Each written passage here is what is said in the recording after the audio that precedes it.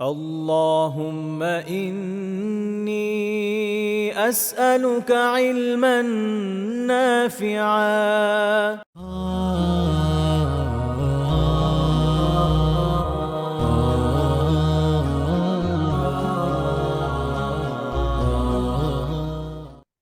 السلام عليكم ورحمة الله وبركاته. الحمد لله والصلاة والسلام على رسول الله وعلى آله وصحبه ومن والاه أما بعد.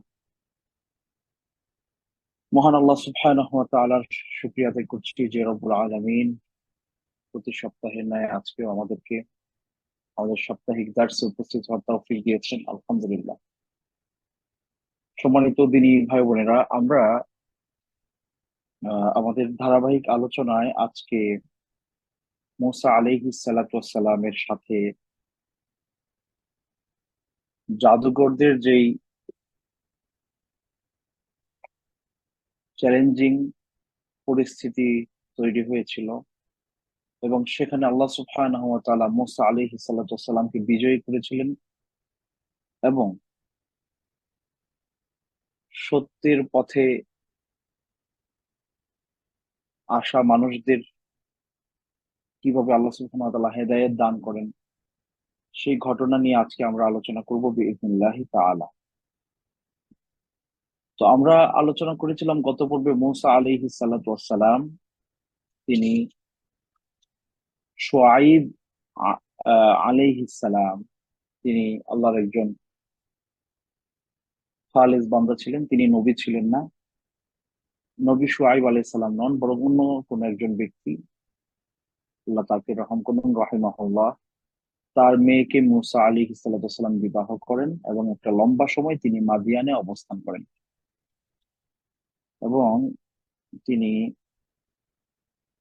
সেখান থেকে যখন ফিরছিলেন, আল্লাহ সুবহানাহু ওয়া তাআলা সূরা তাহায় ইরশাদ করছেন এইভাবে: ওয়া হাল আতাকা হাদিসু মুসা إذ رأى نارا فقال لأهلهم كثوا إني آنست نارا لعلي آتيكم منها بقبس أو أجد على النار هدى فلما أتاها نودي يا موسى إني أنا ربك فاخلع عليك إنك بالوادي المقدس طوى وأنا اخترتك فاستمع لما يوحى إنني أنا الله لا إله إلا أنا فاعبدني وأقم الصلاة لذكري إن الساعة آتية أكاد أخفيها لتجزى كل نفس بما تسعى। আল্লাহ সুবহানাহু ওয়া তাআলা বলছেন, হে রাসূল, আপনার কাছে কি মূসা আলাইহিস সালাতু ওয়াস সালামের সেই বার্তা এসে পৌঁছেছে? এরপর থেকে আল্লাহ সুবহানাহু ওয়া তাআলা মূসা আলাইহিস সালাতু ওয়াস সালাম ওনার পরিবার নিয়ে যখন মিশরে ফিরছেন সেই ঘটনার বর্ণনা দিচ্ছেন। আল্লাহ বলছেন, ইজ রাআ নারান, হঠাৎ করে মূসা আলাইহিস সালাম এক জায়গায় আগুন দেখতে পেলেন। তিনি তার পরিবারকে বললেন যে তোমরা এখানে অপেক্ষা করো, আমি ওখানে যাই, ওখান থেকে আগুনের একটা অংশ আমার সাথে করে নিয়ে আসি, এতে করে আমরা রাস্তা খুঁজে পাবো, পথিমধ্যে যদি আমাদের প্রয়োজন হয় সেই আগুনকে আমরা আমাদের কাজে ব্যবহার করতে পারবো। তো যখন মুসা আলাইহিস সালাতু ওয়াস সালাম সেখানে গেলেন, আল্লাহ সুবহানাহু ওয়া তাআলা তার কাছে ওহী পাঠালেন। তিনি বললেন যে ইন্নী আনা রাব্বুকা ফাখলা আনা আলাইক ইন্নাকা বিল ওয়াদিল মুকাদ্দাসি তুওয়া। হে মুসা, আপনি আপনার জুতা খুলে ফেলুন, আপনি পবিত্র তুয়া উপত্যকায় উপস্থিত হয়েছেন, তুয়া প্রান্তরে উপস্থিত হয়েছেন। তো এরপরে আল্লাহ সুবহানাহু ওয়া তাআলা মুসা আলাইহিস সালাতু ওয়াস সালামকে নবুয়ত দান করলেন এবং তাকে আল্লাহ সুবহানাহু ওয়া তাআলার একত্বের ঘোষণা বললেন যে ইন্নানি আনাল্লাহ লা ইলাহা ইল্লা আনা ফা'বুদনি ওয়া আকিমিস সালাতা লিযিকরি। এবং আল্লাহ সুবহানাহু ওয়া তাআলার একত্ব, আল্লাহকে এক এক হিসেবে, ইলাহ সত্য মাবুদ হিসেবে মেনে নেওয়ার ঘোষণা ওনার কাছে তিনি দিলেন এবং তার ইবাদতের কথা বললেন এবং পরক্ষণে আল্লাহ সুবহানাহু ওয়া তাআলা সালাতের উল্লেখ সেখানে করলেন। এরপর আল্লাহ সুবহানাহু ওয়া তাআলা আখিরাতের ভয়ভীতির কথা তার কাছে স্পষ্ট করলেন। এভাবে করে করে এক পর্যায়ে আল্লাহ সুবহানাহু ওয়া তাআলা মূসা আলাইহিস সালাতু ওয়াস সালামকে তার দাওয়াতের জন্য কিছু মুজিজা দান করলেন। দাওয়াতকে আরো বেশি মানুষের মধ্যে ছড়িয়ে দেওয়ার জন্য আল্লাহ সুবহানাহু ওয়া তাআলা তাকে কিছু মুজিজা দান করলেন। এর মধ্যে একটা এরকম ভাবে আল্লাহ জিজ্ঞেস করছেন যে ওমা তিলকা বিয়ামিনিকা ইয়া মূসা, আপনার ডান হাতে সেটা কি ইয়া মূসা। আল্লাহ জানতেন তার হাতে কি, তারপরে আল্লাহ জিজ্ঞেস করছেন ক্বালা হিয়া আসা, এটা তো হচ্ছে লাঠি, আমার লাঠি। আতাওয়াক্কাউ আলাইহা ওয়া আহুশশু বিহা আলা গানামি ওয়া লিয়া ফিহা মাআরিবু উখরা। তো মুসা আলাইহিস সালামকে আল্লাহ জিজ্ঞেস করলেন তোমার হাতে কি, তিনি বললেন যে এটা লাঠি। এরপরে তিনি বলতে লাগলেন যে আমি এটাতে ভর করে চলি, আহ আহ, আমার পশুর, আমার ছাগল লালন পালনের ক্ষেত্রে যখন এটার গাছের পাতা বা কোনো ধরনের খাবারের দরকার হয়, সেটা এই লাঠির ব্যবহার আমি করি। আরো কত রকমের কাজ কাম আমি এটা দিয়ে করি। তখন আল্লাহ বললেন আলকিহা ইয়া মুসা ফাআলকাহা ফাইযা হিয়া হাইয়াতুন তাসআ।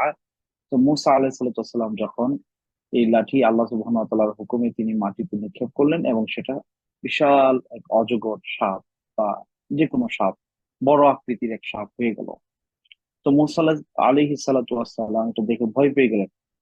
আল্লাহ সুবহানাহু ওয়া তাআলা বললেন যে লা তাখাফ খুযহা ওয়া লা তাখাফ সানুঈদুহা সিরাতাহাল উলা, যে আপনি ভয় পাবেন না, এটাকে আপনি ধরেন, এটা তার পূর্বের আকৃতিতে, পূর্বের অবস্থায় ফিরে যাবে।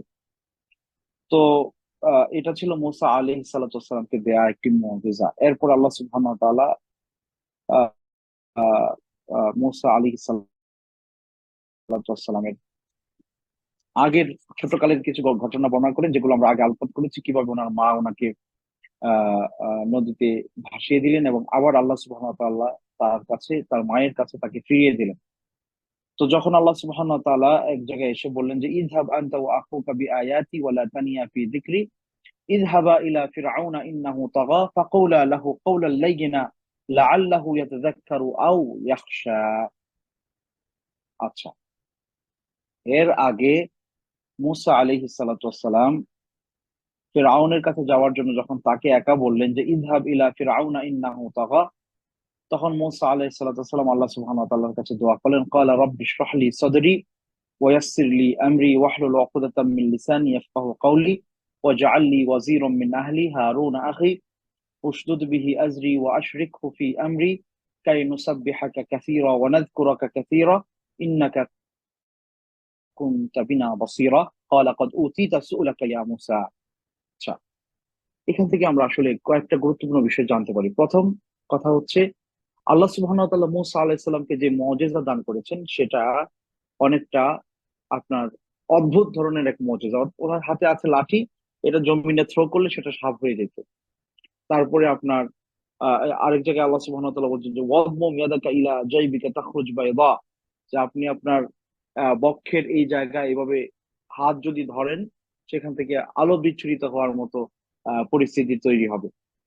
অনেকটা কেমন যেন মানে অবাস্তব যে বিষয়গুলো, সেগুলোই তো মুজিজা, কিন্তু এই মুজিজা গুলো অনেকটা আপনার যারা জাদু প্রদর্শন করে আহ আহ, মা- এটার সাথে মানে মানে জাদু প্রদর্শন করতে গিয়ে মানুষজন যেভাবে অবাস্তব জিনিসগুলো দেখায়, ওনার যে মুজিজাটা ছিল সেই মুজিজাটা ওই ক্যাটাগরি টাইপের মনে হয়, যদিও সেটা জাদু না, এটা আল্লাহর পক্ষ থেকে মুজিজা। এটার কারণ কি দেখেন, আমরা আলোচনা করেছি যে ইউসুফ আলাইহিস সালামের সময়ে ওনাকে আল্লাহ সুবহানাহু ওয়া তাআলা এই ধরনের কোনো মুজিজা দেন নাই, যে ওনার হাতের লাঠি বা কোনো কিছু থ্রো করলে সাপ হয়ে যাইতো বা এই ধরনের কিছু। বরং ওনার সময়ে স্বপ্নের ব্যাখ্যা দানের একটা যোগ্যতা আল্লাহ সুবহানাহু ওয়া তাআলা ইউসুফ আলাইহিস সালামকে দিয়েছিলেন। আচ্ছা, তাহলে খেয়াল করেন ইউসুফ আলাইহিস সালামের মুজিজা মুসা আলাইহিস সালাম থেকে ভিন্ন ছিল। আবার আমরা যখন ঈসা আলাইহিস সালামের ব্যাপারে আলোকপাত করেছি, আমরা সেখানে দেখেছি ঈসা আলাইহিস সালাম, ঈসা আলাইহিস সালামকে আল্লাহ সুবহানাহু ওয়া তাআলা আরেকটু অন্যরকম মুজিজা দিয়েছেন। একজন ব্যক্তি ওয়া উবরিউল আকমাহা ওয়াল আবরাসা ওয়া উহইল মাউতা বিইذনিল্লাহ, আল্লাহ বলছেন কোরআন যে আল্লাহর হুকুমে ঈসা আলাইহিস সালাম একজন ব্যক্তি যিনি জন্ম থেকে অন্ধ, তাকে সুস্থ করতে পারতেন। একজন আপনার কি বলে শ্বেতাঙ্গ রোগী, যে শরীরে এরকম অবস্থা হয়ে গেছে, তাকে তিনি সুস্থ করতে পারতেন। ইভেন একজন মানুষ মারা গেছে, তাকেও আল্লাহর হুকুমে তিনি জীবিত করতে পারতেন। তো ওনাকে আল্লাহ সুবহানাহু ওয়া তাআলা এই ধরনের মুজিজা দান করেছেন। তো এটার পেছনে আসলে আল্লাহ সুবহানাহু ওয়া তাআলা এটার হিকমা সম্পর্কে খুব ভালো জানেন। বাট আমাদের কাছে যে জিনিসটা মানে মনে হয় যে যখন যেই যুগে যে আমলে যেই প্রেক্ষাপটে যে ধরনের মুজিজা দরকার ছিল, আল্লাহ সুবহানাহু ওয়া তাআলা তার নবীদেরকে ওই ধরনের মুজিজা দান করেছেন, যাতে করে ওই প্রেক্ষাপটে, ওই সমাজে, ওই পরিবেশে, ওই অবস্থায় ওনারা যেটা প্রদর্শন করেছেন, হ্যাঁ, এটার সামনে আর কোনো কিছু এসে টিকতে না পারে। মুসা আলাইহিস সালাতু ওয়াস সালামের সময়ে জাদুকরদের মানে কি বলে, আহ, তাদের আহ, বাজার খুব দামি ছিল, তাদের রমরমা অবস্থা ছিল, তাদের খ্যাতি দূর দূরান্তে ছড়িয়ে পড়েছিল, এবং তাদের সংখ্যাও প্রচুর পরিমাণে ছিল। তো আল্লাহ সুবহানাহু ওয়া তাআলা এমন একটা কিছু দিলেন যে জাদুকররা ওই জায়গায় এসে পরাস্ত হলো, ওই মুজিজার কাছে নিজেরা অক্ষম হয়ে গেল। আবার দেখেন, ইউসুফ আলাইহিস সালাতু ওয়াস সালামের সময়ে, তৎকালীন সময়ে আপনার কিছু মানুষ ছিলেন যারা এরকম স্বপ্নের ব্যাখ্যা করতেন, যেটা খুব অবাক করা কাণ্ড, মানে যা ব্যাখ্যা করতেন তা ফলে যেত, হয়ে যেত।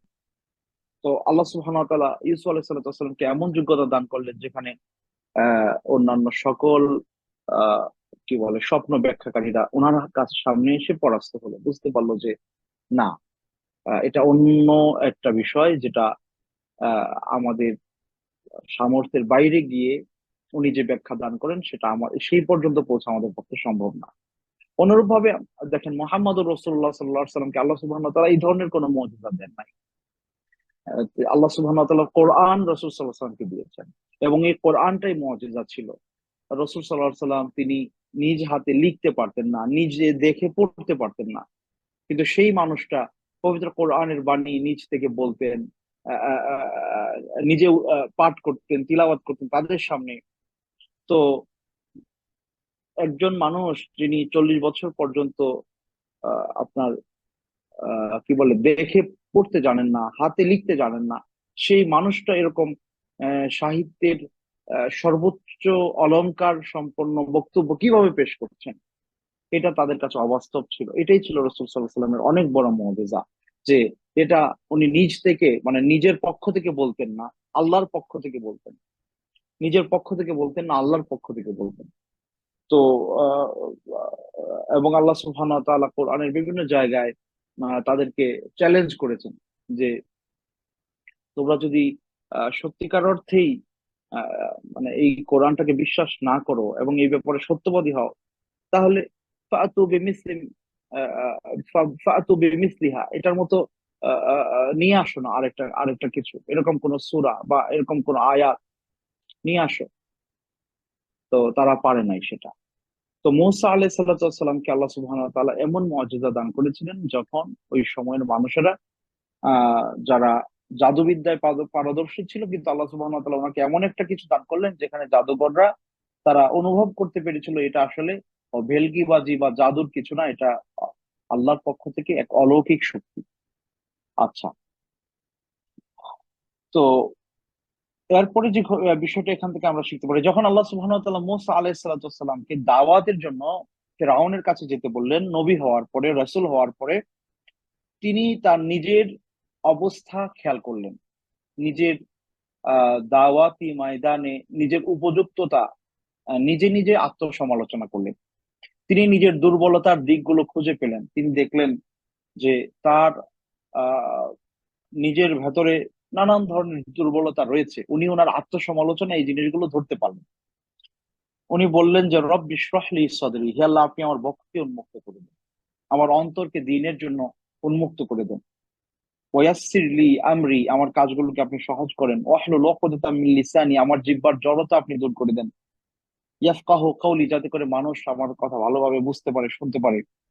তাহলে উনি আন্দাজ করতে পারলেন, অনুভব করলেন যে দাওয়াতি ময়দানে কাজ করতে হলে যেভাবে সুন্দর ভাষা, শব্দ চয়ন, মানুষের অন্তরে যাবে এমন বক্তব্য উপস্থাপন করতে হয়, আল্লাহ আমার এই জায়গায় কেমন যেন মনে হয় আমার দুর্বলতা রয়েছে। যদিও ওনার দুর্বলতা ছিল না, কিন্তু ওনার কাছে মনে হয়েছে যে আমার এই জায়গাটা আরো আরো শানিত করা দরকার। আল্লাহ সুবহানাহু ওয়া তাআলার কাছে তিনি জ্ঞানের জন্য দোয়া করলেন, আল্লাহ যেন তার অন্তঃকরণকে, তার অন্তরকে দ্বীনের জন্য উন্মুক্ত করে দেন, তার বক্ষকে বিস্তৃত করে দেন, এবং তার কাজকে আল্লাহ যেন সহজ করেন। এবং তিনি যেন আরো চমৎকার ভাষায় দাওয়াতের কাজ আঞ্জাম দিতে পারেন, সুন্দর শব্দ চয়ন করতে পারেন। এবং শুধু তাই না, তিনি বললেন যে ওয়াজআললি ওয়াজিরাম মিন আহলি হারুন আখি উশদুদ বিহি আজরি ওয়া আশরিকহু ফি আমরি।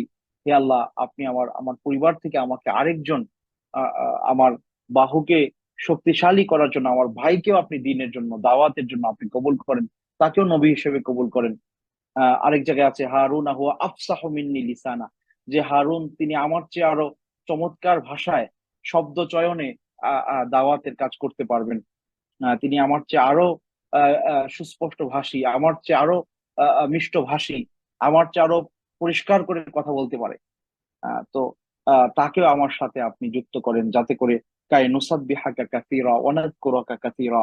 আর এই দাওয়াতের উদ্দেশ্য এটাই, যাতে করে আপনার গুণকীর্তন আমরা আরো বেশি পরিমাণে করতে পারি, আপনার শুকর গুজার আমরা আরো বেশি করতে পারি। তো আল্লাহ সুবহানাহু ওয়া তাআলা ওনার এই দাওয়াত কবুল করলেন। তো এখান থেকে যে জিনিসটা আমরা জানতে পারি, সম্মানিত দিনী ভাইরা এবং আমাদেরকে শুনছেন প্রিয় বোনেরা, আপনারা যারা শুনছেন, প্রত্যেকেই আমরা আসলে রাসূল করিম সাল্লাল্লাহু আলাইহি সাল্লামের রেখে যাওয়া ইলমের উত্তরাধিকারী। যার কাছে যতটুকু জ্ঞান আছে, তিনি রাসূলুল্লাহ সাল্লাল্লাহু আলাইহি সাল্লামের জ্ঞানের ততটুকু উত্তরাধিকারী।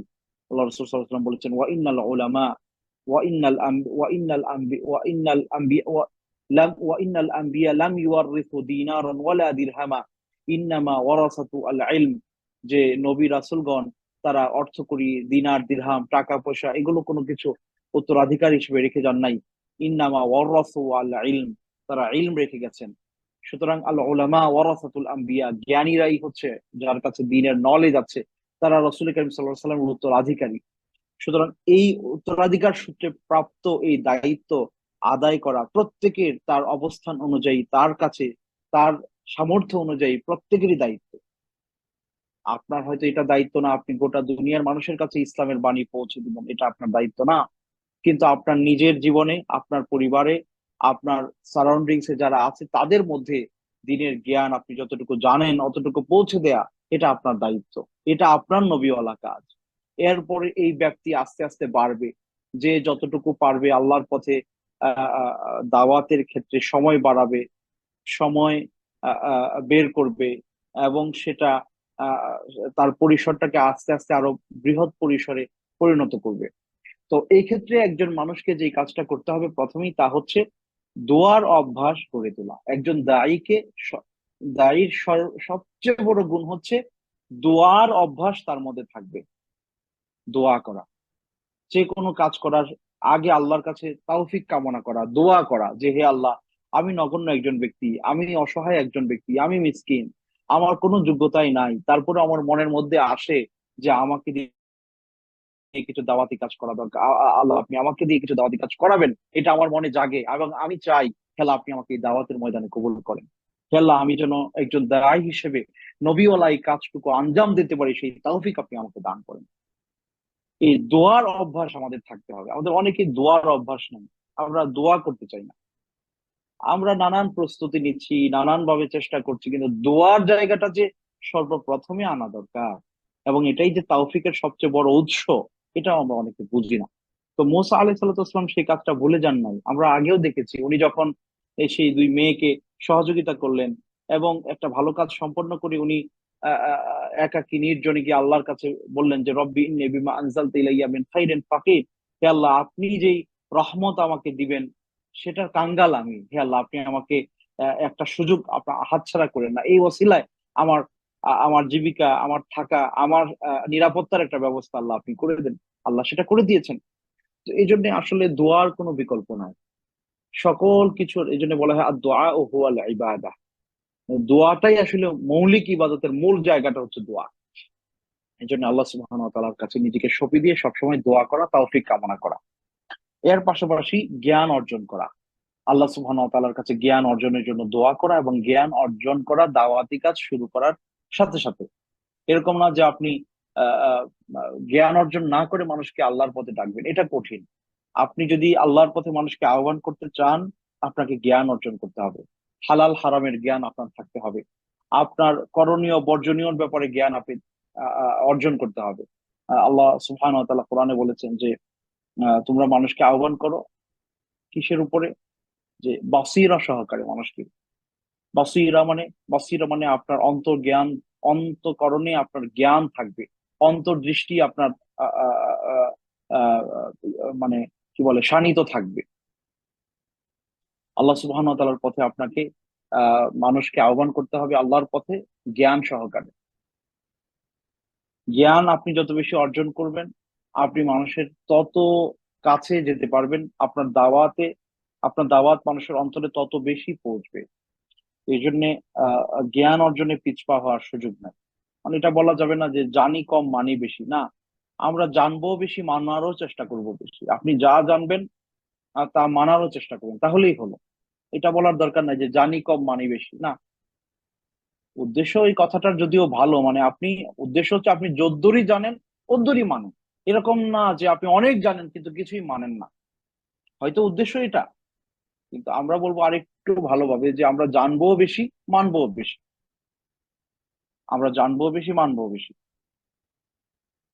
আল্লাহ আমাদের তৌফিক দান করুন, আল্লাহুম্মা আমিন। তারপরে যে কাজটা মুসা আলাইহিস সালাতু ওয়াস সালাম করেছেন তা হচ্ছে নিজের পরিবারের লোকদেরকে দাওয়াতের কাজে সহযোগী হিসেবে রাখা এবং সেটার জন্য আল্লাহর কাছে দোয়া করা। আপনার ভাই, আপনার বোন, আপনার বাবা, আপনার মা, আপনার স্ত্রী, আপনার সন্তান, তারা আপনার প্রতি যতটা আন্তরিক, দুনিয়ার অন্য মানুষজন যারা আছেন, যারা আপনার সাথে রক্তের বন্ধন যাদের নাই, হ্যাঁ, দিনের কারণে তারা আপনাকে ভালোবাসবে, মহব্বত করবে, কিন্তু যারা আপনার রক্তের বন্ধনে আবদ্ধ মানুষ, তাদের কিন্তু আলাদা একটা টান আপনার প্রতি আছে, আপনার আপনার প্রতি দুর্বলতা আছে, তাদের প্রতি আপনার দুর্বলতা আছে।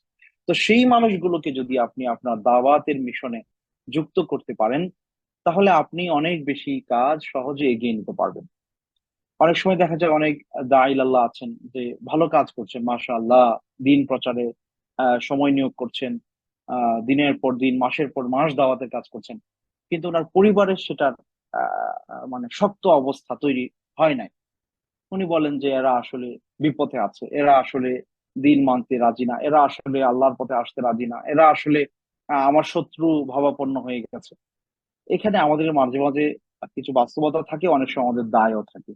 তাদের সামনে আমি যেভাবে আহ আহ, আমি একজন দূরের মানুষকে দাওয়াত দেওয়া তো আসলে সহজ, কারণ তিনি আমাকে ভেতর থেকে পড়তে জানেন না, তিনি আমার ভেতরের অবস্থা জানেন না, তিনি আমার সকল দিক বিবেচনা করতে পারেন না। আমি আপনার সামনে দূর থেকে ভালো কথা বলছি, আপনি মনে করছেন সে আসলেই ভালো একজন মানুষ, কিন্তু বাস্তবতা বুঝতে পারে কারা? যারা আমার কাছের মানুষ, তারা আমার স্ত্রী, আমার সন্তানেরা, আমার মা বাবা, আমার ভাই বোন, আমার সাথে যারা থাকে, তারা বুঝতে পারে বাস্তবিক অর্থে আমি দিন কতটা মানছি। তো এই কারণে দেখা যায় অধিকাংশ ক্ষেত্রে মানুষ নিজের পরিবারের কাছে নিজের দুর্বলতা থাকার কারণে দাওয়াত পৌঁছাইতে পারেন। হ্যাঁ, আপনার দুর্বলতা না থাকলেও অনেক সময় পরিবারের লোকজন আপনাকে মানবে না, সেটা ঠিক আছে, কিন্তু আপনার জায়গা থেকে সর্বোচ্চ লেভেলের চেষ্টা করতে হবে যেন আপনি আপনার পরিবারের লোকদেরকে দাওয়াতের ময়দানে অ্যাক্টিভ রাখতে পারেন। এটা আপনার জন্য বিশাল একটা সুযোগ, আপনাকে কাজে লাগাতেই হবে। এবং আপনি মাসউল, এই ব্যাপারে আল্লাহ আপনাকে অবশ্যই জিজ্ঞাসা করবে। আপনি আহ থাকেন ধরেন আহ একটা অঞ্চলে, একটা এলাকায়, ওই এলাকার মানুষজন আপনার কাছে বেশি দাওয়াতের মহতাজ। আপনি ঢাকা জেলার মধ্যে থাকেন, পাবনা জেলার মানুষের জন্য আল্লাহ হয়তো আপনাকে জিজ্ঞাসা নাও করতে পারেন, কিন্তু আপনি ঢাকা জেলাতে যেই অঞ্চলে, যেই এলাকায় আপনি বসবাস করেন, সেখানের মানুষদের ব্যাপারে আল্লাহ আপনাকে জিজ্ঞেস করবে। কিন্তু এখন যেটা হয়েছে আসলে বর্তমানে বাংলাদেশে আমাদের দাওয়াতি ফিল্ডে, দাওয়াতি ময়দানে যে মাহফিলের যে একটা ভালো অবস্থা, আমি ভালো অবস্থাই বলবো, এটা ভালো, এটাকে পজিটিভলি নিতে হবে। এটা, এই পথটা যেন বন্ধ না হয়ে যায়। অনেকে এই পথটাকে বন্ধ করে দিতে চায়। আল্লাহ তাদেরকে হেদায়েতের পথে রাখুন, যারা হেদায়েত পাবেন আল্লাহ তাদেরকে ধ্বংস করুন। এরপরে বিধর্মী যারা রয়েছে, বিদ্বেষী ইসলাম বিদ্বেষী নাস্তিক সেই গোষ্ঠী, তারা সবসময় চায় যে কালিমার, ইসলামের বাণী বুলন্দ হওয়ার এই রাস্তাটা বন্ধ হোক। তো এটার সংশোধন দরকার নানান ক্ষেত্রে। আমরা আসলে অনেক সময় সংস্কারমূলক সংশোধনী নিতে চাই না, অথচ নেওয়া দরকার। সেই সংশোধনী যদি অমুসলিমদের পক্ষ থেকেও আসে, ইসলাম বিদ্বেষীদের পক্ষ থেকেও সমালোচনাটা আসে, আমি আমার জায়গা থেকে চেষ্টা করে দেখব, চিন্তা করে দেখব যে এটা আসলে সত্য কিনা এই সমালোচনাটা। যদি সমালোচনা সত্য হয় তাহলে আমাদের উচিত হবে সেটা আমলে আনা, এটা দরকার। ধরেন দাওয়াতের ফিল্ডে যে জিনিসটা হচ্ছে বর্তমানে মাহফিল কেন্দ্রিক, যে সাধারণত যিনি যে এলাকার, ওই এলাকায় অত বেশি মাহফিল করেন না। সাধারণত, সবাই না, অনেকে আছেন মাশাআল্লাহ, উনি একজন আলেমে দিন, ওনার আশপাশে অঞ্চলে উনি ভালো দাওয়াতের কাজ করেন, এবং এটাই হওয়া উচিত। এভাবে যদি সবাই, সব অঞ্চলের, সব এলাকার, সব জেলার দায়ীরা কাজ করতেন, তাহলে অনেক ভালো, মানে ইসলামের উন্নতি আরো বেশি হইতো। এখন যেটা হয়েছে, উনি এক এলাকায় থাকেন, ওনার দাওয়াতের কাজ অন্য এলাকায়। কেন? উনি নিজের এলাকায় ওইভাবে দাওয়াতের কাজ আঞ্জাম দিতে পারেন না, নানান প্রতিবন্ধকতার কারণে, নানান সমস্যার কারণে। তো আসলে প্রায়োরিটি দেওয়া দরকার, আপনি যে অঞ্চলে বসবাস করেন সেটাকে, সেটাকে প্রায়োরিটি দেওয়া দরকার। সেখানে যদি আপনার স্বার্থ জলাঞ্জলি হয়, সেখানে মাহফিলে গেলে যদি আপনাকে পয়সা নাও দেয়, আপনি নিজের পকেটের পয়সা খরচ করেও যদি মাহফিল করতে হয়, করেন। নিজের এলাকায় করেন, পাশাপাশি অন্য জায়গায়ও করেন। সেটা আপনার এটার সাথে পুষে যাবে। দাওয়াতের ময়দানটাকে শুধুমাত্র পেশা হিসেবে, উপার্জনের ক্ষেত্র হিসেবে গ্রহণ করা উচিত না, যেটা অনেকে এইভাবে গ্রহণ করে নিয়েছে, যেটা অনেকেই মানে আল্লাহর কাছে আমরা পানাহ চাই, নাউযুবিল্লাহ মিন যালিক, যে এটাকে অনেকে পেশা হিসেবে ব্যবহার করছে। পেশা, ওনার পেশাই হচ্ছে উনি ওয়াইজ। না, এটা আমাদের আসলে পেশা হয়ে যেতে পারে না। এটা আমাদের নেশা হইতে পারে আমাদের লক্ষ্য বাস্তবায়নের জন্য, এটা আমাদের পেশা হইতে পারে না। পেশা আপনার একটা থাকা দরকার, যেটা আপনার জীবিকার জন্য, সেই পেশাতে আপনি কাজ করবেন, সময় দিবেন। এটা নবীওয়ালা কাজের বৈশিষ্ট্য। নবী রাসূলগণ সবারই নিজে চলাফেরার জন্য, নিজের পরিবার পরিজনকে হালাল উপার্জন করে তাদের মুখে খাবার তুলে দেওয়ার প্রচেষ্টা সবার ছিল। এর সাথে সাথে তাদের মিশন ছিল, লক্ষ্য ছিল দাওয়া, এবং সেটাই ছিল মূল টার্গেট। অর্থাৎ ব্যাপারটা এরকম ছিল যে ওনারা দাওয়াতের জন্য বেঁচে থাকবেন, আর বেঁচে থাকার জন্য খাবারের দরকার, একটু ঘুমানোর দরকার, সেটার ব্যবস্থা ওনারা যদ্দূর কাজকর্ম করলে হইতো ওদ্দূর করে চালিয়ে নিতেন। কিন্তু এখন আমাদের অবস্থাটা কেমন হয়েছে? এখন আমাদের উদ্দেশ্য হচ্ছে বেঁচে থাকা, আর ভালোভাবে বেঁচে থাকার জন্য আমাকে একটা ভালো পেশা বেছে নিতে হবে। আর ভালো পেশার মধ্যে এখন আলেম ওলামাদের জন্য ভালো পেশা হচ্ছে ওয়াজ মাহফিল করা। তো ওয়াজ মাহফিল করে ওনারা সুন্দর জীবিকা নির্বাহ করছেন, ভালো গাড়িতে চলতেছেন, ভালো বাসা করে ফেলেছেন। এটা কিন্তু দাওয়াতের মানহাজ আসলে না। সবার কথা বলছি না, বাট আগলাবুহুম হাকাদা, অধিকাংশদেরই অবস্থাটা এখন এরকম। তো এই জন্য আসলে চেষ্টা করা দরকার সবাই সবার জায়গা থেকে, যে দাওয়াতটাকে আমি মিশন বানাবো, লক্ষ্য বানাবো, আমার আমার নেশা। দাওয়াত আমার আমার অস্তিত্বের সাথে জড়িত বিষয়। এটাকে আমি এইভাবে গ্রহণ করব। এর পাশাপাশি আমার দাওয়াতের কাজ করতে হলে তো বেঁচে থাকতে হবে। তো বেঁচে থাকতে হলে আবার খাইতে হবে, আমার ঘুমাইতে হবে, রেস্ট নিতে হবে, পরিবার চালাইতে হবে। সেটার জন্য আমি বেঁচে থাকার জন্য যা দরকার, সেটার একটা উপায় অবলম্বন আমি গ্রহণ করব বৈধভাবে। এটা ছিল আসলে মূল জায়গা। এটা থেকে সরে এখন আমরা অনেক দূরে চলে গেছি। আল্লাহ আমাদের হেদায়েতের পথে নিয়ে আসুন, আল্লাহুম্মা আমিন। তো মুসা আলাইহিস সালাতু ওয়াস সালাম, তিনি তার পরিবারে তার ভাইকে দাওয়াতের এই মিশনে যুক্ত করেছিলেন এবং আল্লাহর কাছে তার জন্য দোয়া করেছেন। এরপরে মুসা আলাইহিস সালাতু ওয়াস সালাম যখন আহ, আহ, হারুন আলাইহিস সালাম তিনিও নবী হলেন এবং মুসা আলাইহিস সালাম উভয় নবী হলেন, তখন আল্লাহ বলছেন যে ইযহাব আনতা ওয়া আখুকা বিআয়াতি ওয়া লা তানিয়া ফি যিকরি ইযহাবা ইলা ফিরআউনা ইন্নাহু তাগা ফাকুলা লাহু কাওলান লাইয়িনা লাআল্লাহু ইয়াতাযাক্কারু আও ইয়াখশা। তখন আল্লাহ সুবহানাহু ওয়া তাআলা মুসা আলাইহিস সালাতু ওয়াস সালাম এবং হারুন আলাইহিস সালাতু ওয়াস সালামকে বললেন যে তোমরা উভয়ে যাও ফিরআউনের কাছে। ইন্নাহু তাগা, সে তো সীমা লঙ্ঘন করেছে, সে তো জ্ঞানের পথ বেছে নিয়েছে। আচ্ছা, একজন আল্লাহদ্রোহী, একজন একজন আল্লাহদ্রোহী, একজন নিজে আল্লাহ দাবিকারী ব্যক্তি, আনা রব্বুকুমুল আলা, রব দাবিকারী ব্যক্তির কাছে আল্লাহ সুবহানাহু ওয়া তাআলা মুসা আলাইহিস সালাম এবং হারুন আলাইহিস সালামকে পাঠাচ্ছেন। কিসের জন্য ভাই? দাওয়াতের জন্য। আল্লাহ সুবহানাহু ওয়া তাআলা দাওয়াতের মেথোডোলজি বর্ণনা করছেন, যে কি পদ্ধতিতে আপনি তাদেরকে দাওয়াত দিবেন। ফাকুলা লাহু কাওলাল লাইয়িনা লাআল্লাহু ইয়াতাযাক্কারু আও ইয়াখশা। আল্লাহ সুবহানাহু ওয়া তাআলা এখানে বললেন যে আপনারা উভয়ই তার কাছে যান এবং তাকে কোমল ভাষায়, ডিসেন্ট ওয়েতে, ভালো শব্দ চয়নে, সম্মান সুলভ শব্দ ব্যবহার করে আপনি তাকে দাওয়াত দেন। লাআল্লাহু ইয়াতাযাক্কারু আও ইয়াখশা, আশা করা যায় সে এখান থেকে উপদেশ গ্রহণ করবে এবং আল্লাহকে ভয় পাবে। সুবহানাল্লাহি ওয়া বিহামদিহি। খেয়াল করেন, আল্লাহ সুবহানাহু ওয়া তাআলা কি জানতেন না ফিরআউনের মতো ব্যক্তি সে কোন বৈশিষ্ট্যের? সে কোনোদিনও দ্বীনের পথে আসবে না, সে কোনোদিনও ইসলাম গ্রহণ করবে না, সে কোনোদিনও মূসা আলাইহিস সালামের দাওয়াতকে বরদাস্ত করবে না।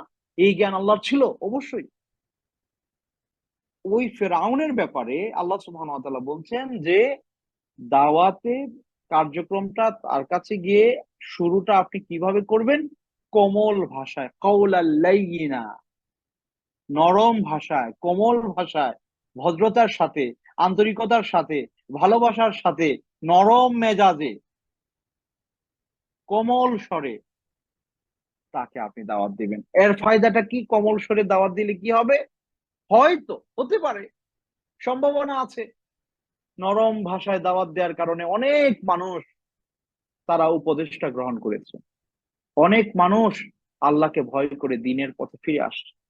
সম্মানিত দ্বীনী ভাইয়েরা, যারা দাওয়াতের ময়দানে কাজ করছেন বা যারা দায়ীদের সাথে অবস্থান করছেন, তাদের আলোচনায় বসছেন, তাদের কথাবার্তা শুনছেন, আপনি মিলিয়ে দেখুন আপনার মাঝে অথবা আপনার দায়ীর মাঝে এই গুণটা আছে কিনা। তিনি দাওয়াতের ক্ষেত্রে কোমল ভাষা ব্যবহার করেন কিনা, দাওয়াতের ময়দানে আন্তরিকতা নিয়ে, ভালোবাসা নিয়ে, হৃদ্যতা নিয়ে, অন্তরে যাকে আহ্বান করছেন, মাদউ, যাকে আহ্বান করছেন তার প্রতি মহব্বত, তাকে দাওয়াতের পথে আনার জন্যই দাওয়াত, নাকি আপনার মতটা প্রতিষ্ঠা করার জন্য দাওয়াত, এটা দেখতে হবে। আল্লাহ সুবহানাহু ওয়া তাআলা আমাদের হেদায়েত দান করুন। আল্লাহ সুবহানাহু ওয়া তাআলা আমাদেরকে হক বোঝার তৌফিক দান করুন। হক যেভাবে আল্লাহ নবী রাসূলদেরকে দিয়েছেন, আমাদেরকেও সেই হক আল্লাহ আমাদেরকে দান করুন। তাহলে ফিরআউনের মতো একজন সীমালঙ্ঘনকারী ব্যক্তি, আল্লাহর দ্রোহী ব্যক্তির ব্যাপারে যদি দাওয়াতের সূচনাটা এরকম হওয়া দরকার হয়, তাহলে আপনি কার ব্যাপারে কঠোরভাবে দাওয়াত শুরু করবেন? না, দাওয়াতের শুরুটাই হবে নরম ভাষায়। হ্যাঁ, প্রেক্ষাপটের কারণে মুহাম্মদুর রাসূলুল্লাহ সাল্লাল্লাহু আলাইহি সাল্লাম যুদ্ধের ময়দানে নেমেছেন, কুফফারদের বিরুদ্ধে লড়াই করেছেন। মূসা আলাইহিস সালাতু ওয়াস সালাম ফিরআউনের বিরুদ্ধে লড়েছেন, তাই না? আল্লাহ সুবহানাহু ওয়া তাআলা ফিরআউনকে ডুবিয়ে মেরেছেন পানির মধ্যে। তো এই প্রেক্ষাপটগুলো হয়েছে, কিন্তু কখন? দাওয়াতের শুরুর দিকে এরকমটা ছিল না। এই জন্য আমরা বলি যে আপনি দাওয়াতের শুরুর সময়টাতে আস্তে করে ধরে শক্ত করে মানুষকে বসাইতে হয়। আপনি আস্তে করে ধরবেন, শক্ত করে বসাবেন। আপনি শক্ত করে ধরতে যায় না, তাইলে আপনার দাওয়াত ফলপ্রসূ হবে না। যারাই দাওয়াতের ময়দানে সফলতা লাভ করেছে যুগে যুগে সকল ক্ষেত্রে, আপনি দেখবেন ব্যবহারের মাধুর্যতা, আখলাক, উত্তম আখলাক, সুন্দর শব্দচয়ন, ভালোবাসা, মহব্বত, মায়া, মমতা, দয়া, দরদ, এগুলো প্রকাশের মাধ্যমে প্রচুর উল্টাপাল্টা মানুষ সোজা হয়েছে। আপনি দেখেন তাবলিগ জামায়াতের ভাইরা দাওয়াতের কাজ করছেন, তাদের দাওয়াতের মধ্যে এই বৈশিষ্ট্যটা সুন্দরভাবে আছে। তাদের সকল বৈশিষ্ট্য ভালো আমি বলছি না, তাদের সকল বৈশিষ্ট্য আপনি নেন এই কথা আমি বলবো না, তাদের সকল চিন্তা আপনি গ্রহণ করেন এই কথা আমি বলবো না, তাদের দাওয়াতের সকল কর্মপন্থা আপনি গ্রহণ করেন এই কথা আমি বলছি না। তবে তাদের মধ্যে এই গুণটা আছে, যে গুণটা আল্লাহ ফেরাউনের কাছে দাওয়াত দেওয়ার জন্য ব্যবহার করতে বলেছেন, সেই গুণটা ওনাদের মধ্যে আছে। এই কারণে আপনি দেখেন অনেক বিপথে চলা মানুষ তাদের হাত ধরে দিনের পথে আসছে। কেউ সেলিব্রিটি ছিল, নাটক করতো, সিনেমা করতো, গান বাজনা করতো, ওনাদের পথ ধরে দিনের পথে আসছে। যার কাছে কেউই যাইতো না, ওনারা যাইতেন এবং আশা নিয়ে যাইতেন যে এই মানুষটাকে টার্গেট করলে সে হয়তো দিনের পথে ফিরে আসবে। এবং কোন ভাষায়? দেখেন, এই নরম ভাষায়।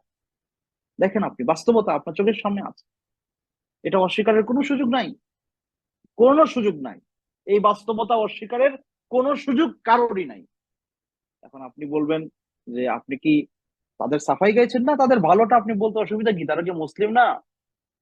তারা কি আহলে সুন্নাহ ওয়াল জামায়াতের অন্তর্ভুক্ত না? অবশ্যই। হ্যাঁ, তাদের ভুল আছে, আমি তাদের ভুলটার সাথে দ্বিমত পোষণ করি, সম্মানের সাথে, আন্তরিকতার সাথে, ভালোবাসার সাথে। তারা আমার দিনী ভাই, এক জায়গাটাকে তারা বেশি গুরুত্ব দিয়েছে, অন্য জায়গায় তাদের ত্রুটি আছে। আমি সেই ত্রুটির পক্ষে না, আমি সেই ত্রুটিরও সমালোচনা করতে চাই আন্তরিকভাবে, সংস্কারমূলক সমালোচনা, যেটা সমালোচনা করলে ওনারা হয়তো নিজেরা সংশোধন করে ঠিক হবেন। তবে তাদের মধ্যে যে জিনিসটা ভালো আছে এটা আমি অস্বীকার করতে পারবো না, এবং সেটা আমি না বলেও থাকতে পারবো না। এটা আমার ব্যক্তিগত চিন্তা, আমার কাছে এই পথটা সঠিক মনে হয়। যে আপনি কোনো একটা দলের পক্ষে কাজ করছেন মানে তাদের ভালো মন্দ, খারাপ ভালো সব একেবারে চোখ বন্ধ করে আপনি নিয়ে তাদের গুণকীর্তন করে দাওয়াতের কাজ করছেন, এবং ওইটাই আপনার মনে করছেন যে একমাত্র পথ দাওয়াতের জন্য। না, দাওয়াতের মাজাল আরো মুক্ত। যে যে কোনো দলে অবস্থান করে দাওয়াতের কাজ করতে পারে, সকল প্ল্যাটফর্মের মধ্যেই মুখলেস মানুষ আছে, এটা আমি শক্তভাবে বিশ্বাস করি। আহলুস সুন্নাহ ওয়াল জামায়াতের অন্তর্ভুক্ত যে সকল মানুষেরা বিভিন্ন প্ল্যাটফর্মে গিয়ে, বিভিন্ন সংগঠনে গিয়ে দাওয়াতের কাজ করছেন, আমি এটা শক্তভাবে বিশ্বাস করি যে প্রত্যেকটা দলের মধ্যেই কিছু না কিছু খালেস ভাবে মুখলেস দাঈ ইলাল্লাহ আছেন, আর এই কারণে তাদের দাওয়াত এখনো পর্যন্ত টিকে আছে। এখনো পর্যন্ত টিকে আছে তাদের প্রত্যেকটা দলের মধ্যে ইখলাসওয়ালা মানুষ আপনি এক মানে আপনি যদি সুন্দরভাবে খেয়াল করেন পাবেন, অবশ্যই আছে। সেটা যে কোনো ইসলামী দল হোক ভাই, মুখলেস দায়ী সেখানে অবশ্যই আছে। তো তাদের ভালো দিকগুলো একে অপরের মধ্যে আলোচনা করে তাদের ভালো দিকটা আমার মধ্যে আনতে হবে, তাইলে সমস্যা কি? কর্কশতা, মানুষের প্রতি বিদ্বেষী হয়ে দাওয়াতের কাজ করা, মানুষের প্রতি হিংসাত্মক মনোভাব লালন করা, মানুষকে দূরে ঠেলে দেওয়া, মানুষের ভুল ধরাটাই দাওয়াতের মানহা হিসেবে মানে প্রতিষ্ঠা করা এবং সেটাই সঠিক মনে করা, অমুক বেদাতি, অমুক এটা, অমুক সেটা, যা ইচ্ছে তা বলে বেড়ানো, এগুলো দাওয়াতের আসলে মূল পদ্ধতি না, এমনটা আমরা রাসূল সাল্লাল্লাহু আলাইহি সাল্লামের থেকে পাই না, এবং নবী রাসূলদের কাছে এটা আমরা পাই না। তো এই কারণে যে জিনিসটা বলতে চাচ্ছিলাম, যে যার কাছে যেটা ভালো আছে সেটা নেয়াতে কোনো অসুবিধা নেই। তো আল্লাহ সুবহানাহু ওয়া তাআলা ফিরআউনের মতো ব্যক্তির কাছে দাওয়াতের জন্য ওনাদেরকে পাঠাচ্ছেন, আর বলছেন যে তাদেরকে সুন্দর ভাষায়, কোমল ভাষায়, নম্র ভাষায়, ভদ্র ভাষায় তার কাছে আপনি দাওয়াত উপস্থাপন করেন। আশা করা যায় সে উপদেশ গ্রহণ করবে, অথবা আল্লাহকে ভয় করবে, কিন্তু সে করে নাই। কিন্তু এই আহ্বান আল্লাহর পক্ষ থেকে আমাদের জন্য রয়ে গেছে, যে আমরাও আজকে এই ধরনের আল্লাহদ্রোহী মানুষদের মাঝেও ন্যায়ের সাথে, হকের সাথে, আন্তরিকতার সাথে, কোমল ভাষায়, ভদ্র ভাষায়, শালীন ভাষায় দাওয়াতের কাজ করব। ফেরাউন মার্কা লোকেরা আজকে পর্যন্ত সুযোগ আছে, তারাও হকের পথে আসবে এবং আসতেছে, প্রচুর আসতেছে। এই জন্য আসলে দাওয়াতের শুরুটা হবে আস্তে করে, শক্ত করে বসানো পরে, আগে তাকে আস্তে করে ধরতে হবে। তো আল্লাহ সুবহানাহু ওয়া তাআলা যখন মূসা আলাইহিস সালাতু ওয়াস সালামের কাছে গেলেন এভাবে দাওয়াত দেওয়ার জন্য, তখন তিনি গেলেন, গিয়ে দাওয়াতের কথা তার সামনে উপস্থাপন করলেন। এরপরে ফেরাউন মূসা আলাইহিস সালাতু ওয়াস সালামের এই দাওয়াতের কথা শুনে সুন্দর ভাষায়, ভদ্র ভাষায় তিনি আল্লাহর পথে তাকে ডাকলেন। তখন ফেরাউন বলতেছে, ক্বালা ফামা রব্বুকুমা ইয়া মূসা, হে মূসা, তোমাদের রব কে? কোন রবের দিকে তুমি আমাদেরকে ডাকতেছো? তখন মূসা আলাইহিস সালাম বললেন যে, ক্বালা রব্বুনা আল্লাযী আ'তা কুল্লা শাইইন খালকাহু সুম্মা হাদা। মূসা আলাইহিস সালাম সরাসরি বলেন নাই যে আল্লাহ আমাদের রব। তিনি বলতে পারতেন যে আল্লাহ আমার, তোমার এবং আমাদের সবার রব। তখন সে হয়তো বলতো যে না, আল্লাহ আমাদের রব না। মুসা আলাইহিস সালাতু ওয়াস সালাম যখন তাকে জবাব দিবেন, উনি একটা প্রক্রিয়া অবলম্বন করলেন, পদ্ধতি অবলম্বন করলেন, একটা যুক্তি উপস্থাপন করলেন, এবং বাস্তবতা যেটা অস্বীকারের সুযোগ তার ছিল না। সে তো নিজেই নিজেকে রব বলতো, আনা রব্বুকুমুল আলা। তো মুসা আলাইহিস সালাম এখন অন্য রবের দিকে আহ্বান করতেছে। তো এখন সে জিজ্ঞেস করতে, তাহলে তোমার আসলে রবটা কে? তখন মূসা আলাইহিস সালাম বললেন যে রব্বুনা আল্লাযী আ'তা কুল্লা শাইইন খালকাহু সুম্মা হাদা, যে আমার রব তিনি যিনি প্রত্যেক সৃষ্টিকে সৃষ্টি করার পরে তার চলার পথ বাতলে দিয়েছেন। অর্থাৎ এখানে ফিরআউনের মতো ব্যক্তি এই উত্তর শোনার পরে হয়ে গেল, কারণ তার সৃষ্টি করারও ক্ষমতা নাই এবং সৃষ্টির পাশাপাশি ওই সৃষ্ট যেটা তৈরি হলো সেটা পরিচালনার জ্ঞান দেওয়ারও যোগ্যতা ফিরআউনের ছিল না। কিন্তু সেটা দান করতে পারেন একমাত্র আল্লাহ সুবহানাহু ওয়া তাআলা। আপনি চিন্তা করে দেখেন, মাতৃগর্ভে একটা শিশু কিভাবে বেড়ে ওঠে, অলৌকিক বিষয়, অকল্পনীয় বিষয়। কিভাবে কোত্থেকে একটা সন্তান বড় হয়, কিভাবে বড় হচ্ছে। আমার এক ফ্রেন্ড, তার একটা বাচ্চা সময়ের আগেই আহ, মানে নানান কারণে সিজার করে বাচ্চাটা দুনিয়ায় আসছে। তাকে লম্বা সময় আইসিইউ তে রাখতে হয়েছে, প্রতিদিন অনেক খরচ, কল্পনা করার মতো না এত খরচ তাকে বহন করতে হচ্ছে। অথচ মায়ের পেটে আল্লাহ সুবহানাহু ওয়া তাআলা কি ব্যবস্থাপনা রেখেছেন তার জন্য, তার বেড়ে ওঠার জন্য। সুবহানাল্লাহ বিহামদিহি, সুবহানাল্লাহ বিহামদিহি। তো যাই হোক, মুসা আলাইহিস সালাম বলে যে আল্লাহ হচ্ছেন তিনি, আমাদের রব তো হচ্ছেন তিনি যিনি প্রত্যেকটা কিছুর স্রষ্টা। এর পাশাপাশি তিনি ওইটার সৃষ্টির পরে তাকে কোন পথে চলতে হবে ওই পথটা ওই সৃষ্টিকে আল্লাহ সুবহানাহু ওয়া তাআলা জানিয়ে দেন। মানুষ এই জায়গায় একটু পিছায় আছে,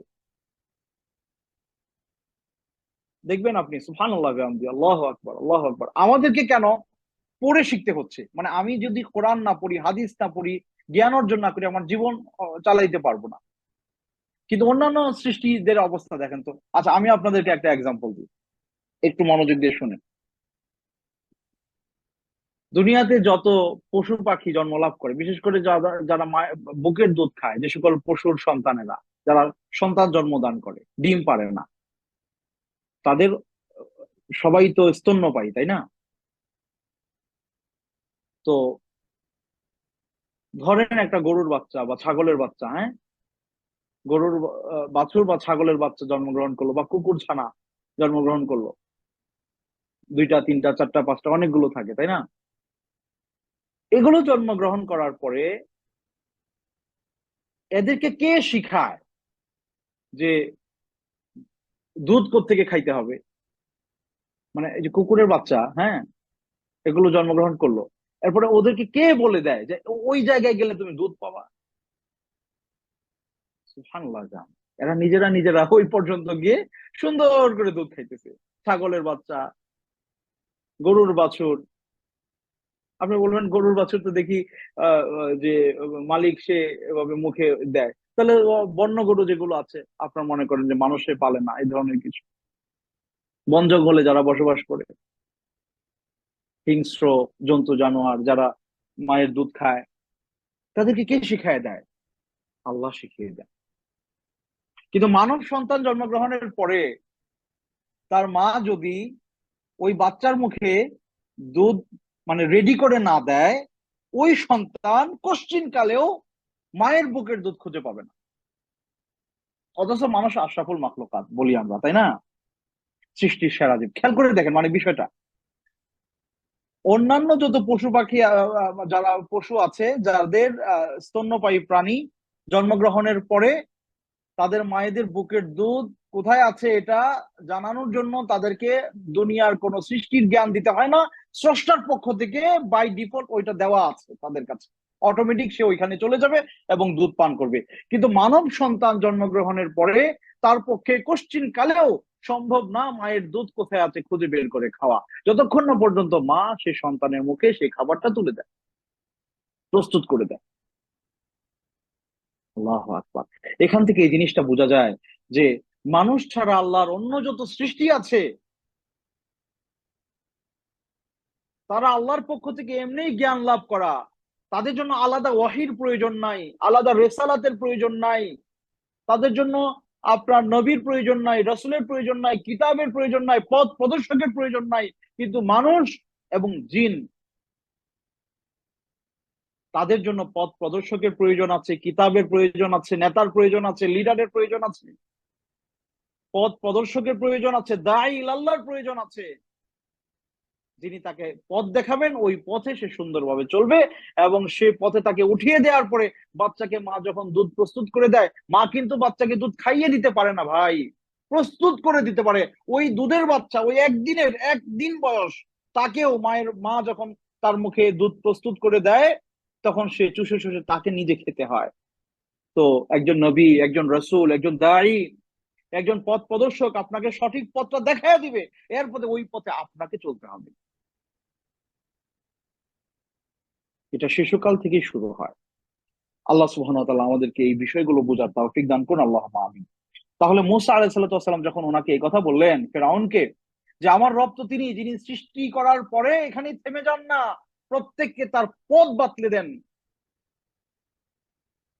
সুতরাং ওই পশু পাখি, তাদেরকে আল্লাহ সুবহানাহু ওয়া তাআলা তাদের জন্মলগ্ন থেকেই সে পথ তাদেরকে বাতলে দিয়েছেন। কিন্তু মানুষ যেহেতু এইভাবে অটোমেটিক্যালি সে হক বুঝতে পারে না, তার জন্য একজন হাদি, একজন পথ প্রদর্শকের দরকার আছে, রিসালাতের দরকার আছে, কিতাবের দরকার আছে। আর সেটা নিয়ে আমি মুসা তোমার কাছে হাজির হয়েছি। এই কথা বলার পরে ফেরাউন এখন কি করবে? সে ঝামেলায় পড়ে গেছে, এটার তো জবাব আসলে নাই, কারণ সেই যোগ্যতা আসলে তার নাই। তখন সে বলতেছে ফামা বালুল কুরুনিল উলা, তাহলে আগে যারা চলে গেছে এদের কি হবে? এদের কাছে তো তুমি মুসা আসো নাই, তাদের কি অবস্থা হবে? অর্থাৎ আমার আগেও তো এরকম অনেক বড় বড় মানুষ সমাজে, যারা যোগ্যতা সম্পন্ন মানুষ ছিল, যাদেরকে মানুষ সম্মান করতো, ভালোবাসতো, মর্যাদা দিয়ে রাখছে এখনো পর্যন্ত, তাদের কাছে তো তুমি মুসা আসো নাই, এই দাওয়াত পৌঁছে নাই। তাহলে তাদের কি হবে? তাদের ব্যাপারে তুমি কি বলো? তখন মুসা আলাইহিস সালাতু ওয়াস সালাম বললেন, ইলমুহা ইনদা রাব্বি ফি কিতাব লা ইয়াদিল্লু রাব্বি ওয়ালা ইয়ানসা। তাদের ব্যাপারটা আমার রবের কাছে অবশ্যই সুন্দরভাবে লিপিবদ্ধ করা আছে। তারা কে কিভাবে প্রচেষ্টা করেছে, আমার রব কখনোই এই জিনিসগুলো ভুলে যাওয়ার না। আমার রব কখনো এগুলো থেকে মানে এগুলো বিস্তৃত হয়ে যাওয়া, ভুলে যাওয়ার রব তিনি নন। সুতরাং তাদের পাওনা তারা তার রবের কাছে পাবে। সে তার জায়গা থেকে কতদূর চেষ্টা করেছে তার রবকে পাওয়ার জন্য, তিনি তার বিচার ফাইসালা করবেন, এটা আমার দায়িত্ব না। তো দেখেন, এই কারণে এখান থেকে আরেকটা জিনিস আমরা বুঝতে পারি, যে হক স্পষ্ট হয়ে যাওয়ার পরেও ডানে বায়ে টার্ন করার অভ্যাস, এটা ফেরাউনি অভ্যাস, এটা শয়তানি অভ্যাস, এটা মুমিনের স্বভাব না। একজন মুমিনের সামনে যখন হক স্পষ্ট হবে, সে বলবে সামি'না ওয়া আতানা, আমি শুনলাম এবং মানলাম, আমার কাছে এটা সঠিক মনে হয়েছে, এটা মানতে আমার প্রবৃত্তির অনুসারী আমি হতে পারবো না, আমার স্বার্থ পূজা আমি করতে পারি না। কিন্তু এটা কারা করেছে? যারা যুগে যুগে পথ হারা ছিল তারা করেছে। দেখেন, মুসা আলাহিসাল্লাম যখন তার সামনে স্পষ্ট হলো যে আসলেই তো রব যিনি হবেন তার এমন গুণ থাকা দরকার, বাট সে নিজেকে রব দাবি করতেছে। এখন মুসা আলাহিসাল্লাম তার এটাকে নস্যাৎ করে দিলেন, তার এই যুক্তি এমন একটা চ্যালেঞ্জিং বিষয় সামনে আনলেন। সে দেখলো যে আসলেই তো আমি এই জায়গায় অপারগ। তো এখন সে কি করলো? উল্টা দিকে টার্ন করলো। হ্যাঁ, তাহলে আগে যারা আসছে তারা তারা কি করবে? তাদের কি হবে? এখন তাদের ব্যাপারে বিরুদ্ধে কথা বললে মুসা তার সভাসদের লোক, ফেরাউন তার সামনে যারা আছে বলবে, এই দেখো, কার ওসিলায় সিন্নি খাইলো, মোল্লা চিনলো না। যাদের ওসিলা এই এই এই এই মিশর সভ্যতা আমরা আজকে উপভোগ করতেছি, ওরাই নাকি জাহান্নামে যাবে। এই ধরনের পরিস্থিতি আর কি। তো এখান থেকে যে জিনিসটা আমরা বুঝতে পারি, যে আমরা এই ফেরাউনি নীতি গ্রহণ করব না। আমার চোখের সামনে কোন একজন আল্লাহর বান্দা, তিনি আমার যে যোগ্যতায় কম থাকেন আর বেশি থাকেন, যদি প্রমাণ করতে পারেন যে এই জিনিসটা হক, এটা সত্য, এবং তার কাছে সুস্পষ্ট দলিল থাকে, যুক্তি থাকে, আমার তাকে গ্রহণ করাতে কোনো অসুবিধা নাই। আল্লাহ সুবহানাহু ওয়া তাআলা আমাদের সবাইকে এই কথাগুলো মানার, বুঝার তৌফিক দান করুন, আল্লাহুম্মা আমিন। আগামী দার্সে ইনশাআল্লাহ মুসা আলাইহিস সালাতু ওয়াস সালামের সাথে ফিরআউনের চ্যালেঞ্জিং এর যে ব্যাপারটা ছিল, জাদুঘরদেরকে নিয়ে যে ঘটনা, জাদুঘররা কিভাবে দিনের পথে আসলো, এই বিষয়ে আমরা বিস্তারিত আলোচনা করব। আল্লাহ আমাদের সবাইকে তৌফিক দান করুন। আল্লাহুম্মা আমিন। আজকের মতো এখানেই শেষ করছি। ওয়া সাল্লাল্লাহু তাআলা আলা সাইয়্যিদিনা ওয়া নাবিয়িনা মুহাম্মদ। ওয়াসসালামু আলাইকুম ওয়া রাহমাতুল্লাহি ওয়া বারাকাতুহু।